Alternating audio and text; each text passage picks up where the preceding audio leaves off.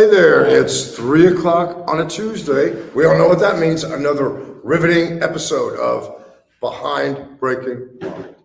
Hey, Andy Kahn, Director of Victim Services. I'm wearing my Unabomber shirt here today because I got to get out in this weather and drive to Austin. It's for a kind of, fun-filled it's game. almost strange to see it rain. You know, it's like we've gone so long. I get scared. Introduce yourself, young man. Doug Griffith, and I'm president of the Houston Police Officers Union. And what have you been up to?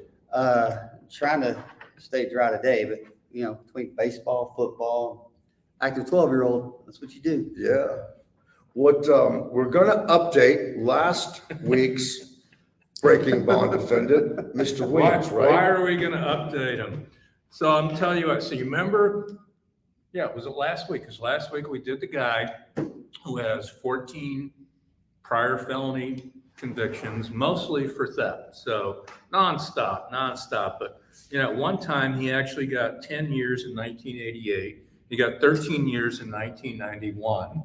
Then he got 20 years in 1994. So early on in his criminal career, he was getting hammered, right? Yeah. For this stuff.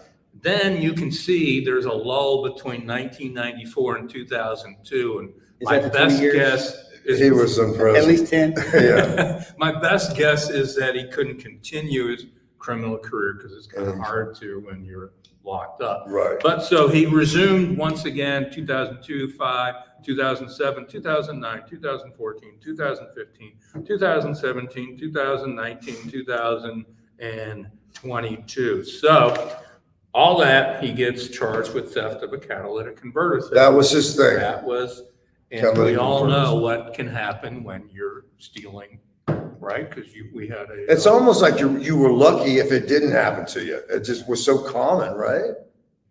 Absolutely. And we had then- a sheriff's officer Yes, lose his we had life this- That's right, yes. over catalytic converters. And that was one of the things that we pointed out in the story is that here we had a change and the law changed because of the deputy, the penalty was enhanced if you got Correct. convicted. And here he's given a PR bond. One of the conditions of his bond was you cannot have a chainsaw. In all my years, I don't know, Doug, have you ever seen that as a condition? I of bond? have not. I mean, I've seen criminal instruments, stuff like Right. that, but I've never A seen chainsaw. the actual saw that's going to cut off a catalytic converter. No, I've not seen that. So then what happened yesterday? So I just, that's just who I am. I decide to check, I don't know, whatever reason, I just kind of figured it was just a matter of time before, he would resume his career or decide he wants to go into business for himself. So I just did a check and voila, guess what? He's charged with another theft. Happened He was charged yesterday. with a theft October the 2nd. He was evidently Sunday. found in possession of not what is his, but he evidently allegedly stole 17 pieces, not pieces, but that's a good sign anyway, 17 pieces of metal pipe. And what? Why do you want 17 pieces of metal pipe? I guess know. take it down to the metal Right. depth location and Make drop some it off. money. I don't know. And what was his bond for this one? Another PR bond. So, So- You can't script this. no, You could make the argument that it's not violent, but how can you, in good conscience, let someone like that out with a get out of jail free card when they have a history of 14 prior convictions? You know that he's going to go out and steal. well, Right. that's part of the issue. You look at this. He's got 14 priors. They give him a first PR bond. Okay. Obviously, when he picked up the second case, it violated the first PR bond. Right, Yet instead of that, they just reissue that one and give him a second. right. It makes absolutely no sense because all this guy does is go around stealing stuff from hardworking individuals like those citizens out there that are watching us right now. Well, This guy deserves rabbit ear.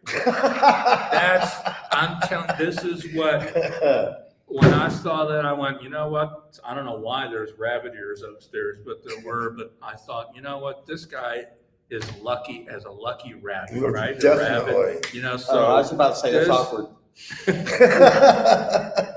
don't sell this photo. Well, and you look at what we see in other parts of the country, right? I forget where, but somewhere they were closing Target stores because they were it was too dangerous for the people working there and for customers to go there because people would run in and steal stuff. Well, if you look, especially over on the West Coast right now, these businesses are leaving these cities left and right because one, they don't have paying customers because it's nothing but homeless. Right. But number two, the people that are still there go in and steal everything they have. And it's sad you have to walk into a Walgreens and everything's behind a locked Not only door. they steal it, they don't even try to pretend they're not No. stealing. Oh, no, it. no, Right. they'll It's take just a grab shopping and cart go, in, yeah. I'm gonna walk. going in. I mean, you saw what, and then we have this cute code word that I was on your colleague's show last week talking about, and we call it flash mobs, Yeah. right? Because that just sounds so much better than what it Oh, right. really is engaging in organized Right. crime, because everyone is told to meet up at this for the intent Right. purposes of stealing merchandise. But we call it, a flash mob, because it just sounds so much. Well, I mean, if Well, a flash mob is a dance group. right. That's what it started as. So they need to stop hijacking that name and use it for what it is. It's a riot. It's a mini riot. Do you see that happening here? If we keep doing this, everybody gets Oh, a get out of jail absolutely. free card. Look, things start on the West Coast and about a year later they end up here. Yeah. And that's just the natural progression of things that you see. The same thing goes for law enforcement. You see it. I go to a conference every year, the top 50 labor organizations of the nation that are law enforcement. And you can always bank, whatever's happening on the West Coast is coming here. It's about a year behind. Yeah. A year to 18 months, we'll start seeing it here. And we did. We saw the marijuana legalized, or not legalized, but not enforced. And then we have the, theft under 750 now. Write them a ticket, let them go. To me, that does a disservice to the person who's being victimized. Right. It really does. They call us because they need us to put them in jail because they're tired of being victimized, yet we have to, by policy, issue them a citation, let them go. It looks like we're not doing our job when we are handcuffed our own by policy and the law. Well, you all probably spend a lot of time arresting the same people over and over again. Obviously. Right? That guy's got what, twice in a week? Yeah. Something like A that. 2 week span. 2 week In span, he's been- in 2 and- weeks, he's And most of the back. times he got caught. Right. How many times did he do it and he hadn't been caught? Yeah. I guarantee every day he's out there stealing from somebody. So I put this up earlier on another guy because I just can't, again, I look at this stuff and I shake my head. So this one guy named Michael James Howard has 5 felony convictions. He actually went to prison for 2 years for assault with intent to impede breathing and a felony assault of a family member. And then he started his real career as theft. So in 2022, he's convicted of felony theft, sentenced to 7 months in jail. January of 23, he's convicted again of felony theft, sentenced to 7 months again. August of 23, he's again convicted of felony theft, sentenced to 9 months in jail in August. He gets out, obviously, because he's charged with felony theft September 13th of 23. Now, despite what I just said, he was actually given a felony PR bond. Keep in mind, he had 2 prior felony theft convictions in the same year, 7 months and 9 months. Then gets charged again, Okay, given so a PR bond, the 9 months, when did that start? August. And he's which out in meant that- September. Yes. Yeah, I can't make this stuff up. So he's out in September again. So he forfeited the PR bond within days. And then September 29th, 10 days after he forfeited the PR bond, charged again with another felony theft. So that's 4 felony theft charges, including 2 convictions so far in 23. Wow. I don't understand the thinking. I mean, Well, this is the issue we're running into. We still have way too many people in the county jail. right. They can't hold them. So what they do, they continue to give them PR bonds. The county needs to do a better job of housing our inmates, especially the violent offenders and repeat offenders. Because obviously, this guy's not going to change his ways. He's not gonna all of a sudden turn around and go, hey, I've seen the light. I'm not, Right. I'm gonna stop stealing from everybody. It just doesn't work that way. Right. So unfortunately, until we get a grasp on our jails and start being able to hold people accountable, nothing's gonna happen. And understand, the Texas prison system right now is down by 20%. Oh, there's plenty of room. There's to plenty grow. of room. yes. We have to have trials and get them convicted and send them where they belong. Yeah. And until our judges start doing that, we're stuck where we are. And we're gonna continue to see, that guy will end up getting out, he'll go do it again and again and again. You can sit up and watch him every day, put him in jail, he knows there's no ramifications. Right. He don't give a crap.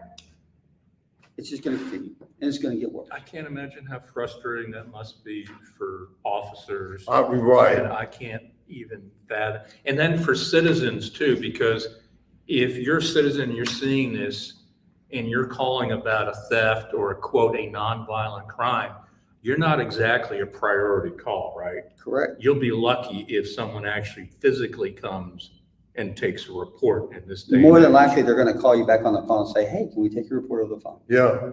And we do what we can with what we have. But again, you start looking at numbers, and I preach this all the time, and people, some understand it, some don't. We are 677 square miles. We have 5,100 policemen. Chicago, who's obviously worse, but they have 368 square miles, something like that. They have almost 11,000.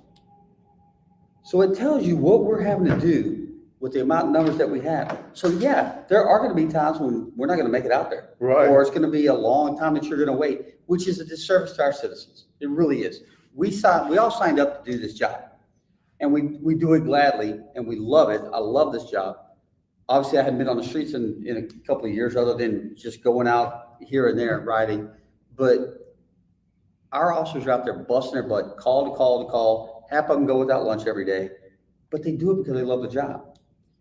But it's frustrating to get on a scene and have someone upset with you because it took you 3 hours to get there. And the poor citizen don't know that they ran 10 calls before they got this one. Right. But it's still frustrating all the way around. How many for them offers do you and for think officers. the department should have? Well, I can tell you this, the last study done was in 2014. I still have a copy of it. We were 1,500 down at that time. And that was in 2014. Yeah, almost 10 years ago. We have about 250,000 more people in the city of Houston now and 300 less officers than we had then.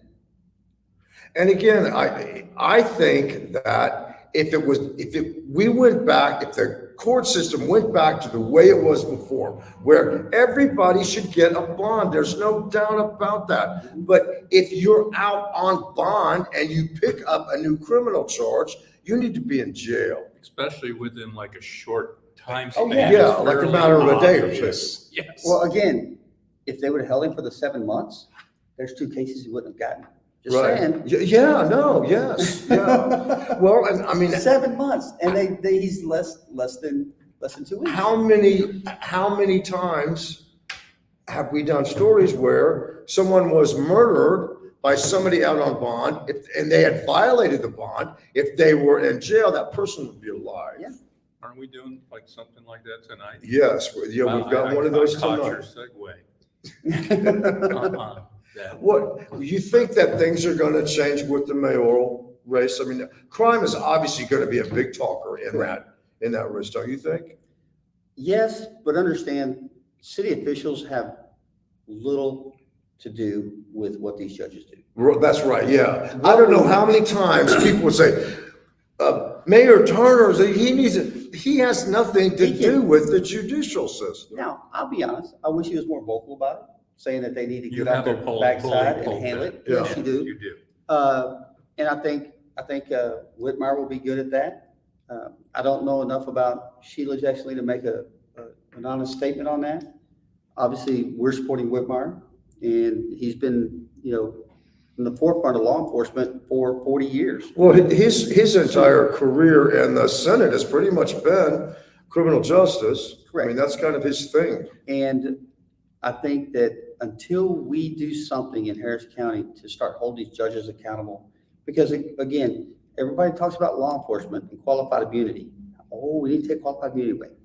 Well, how about the judges and their absolute immunity? Right. They have absolute immunity. They can do whatever Whatever they want to. They cannot be held accountable. That's The right. One of worst the you can do things- is a bar complaint, and that is not going anywhere. Right. One of the things that I have noticed considerably, at least in the last month when I've been looking particularly at some of the nonviolent felony offenses, is that a majority of the offenders who are getting PR bonds, it's coming from A magistrate. Mhm. an unknown, unnamed, we have no. Right. That talk about, And those are straightly, are picked by the commissioner's court via their little group of Right. judges. yes. Several, there's, I think, 3 or 4 judges that pick who the magistrates are gonna be. Yeah.